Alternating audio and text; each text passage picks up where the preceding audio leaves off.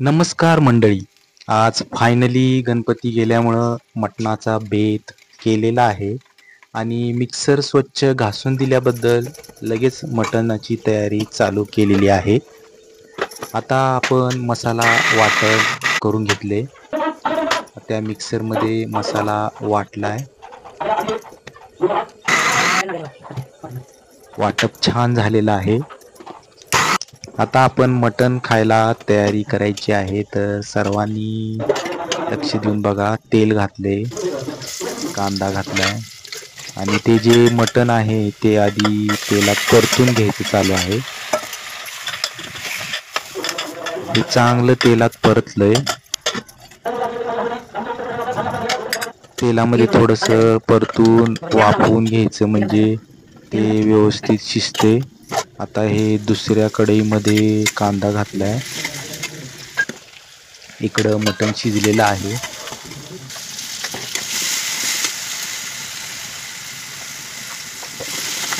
त्यात तिखट, मीठ, गरम मसाला, मटण मसाला सगळं घालायचं चालू आहे.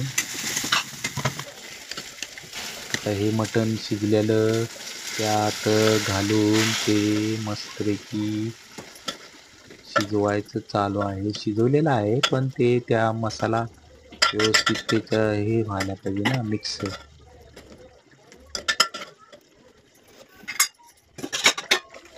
आता सांगा कुणाकुणाच्या घरात मटण खायचं चालू आहे. तयारी चालू आहे जय्यत.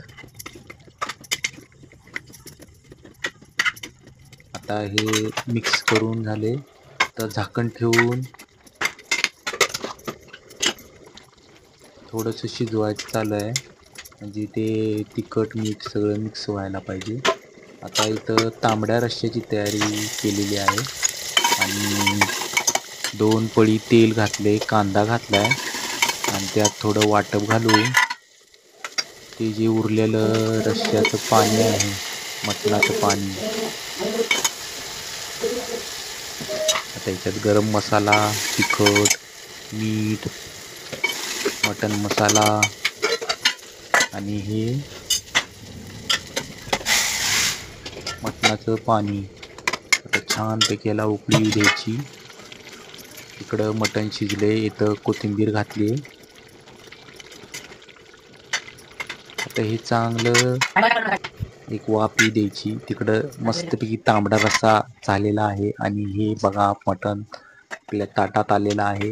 मटण आणि आता हे कांदा, लिंबू, इकडं मस्तपैकी ज्वारीची भाकरी आणि तांबडा रस्सा.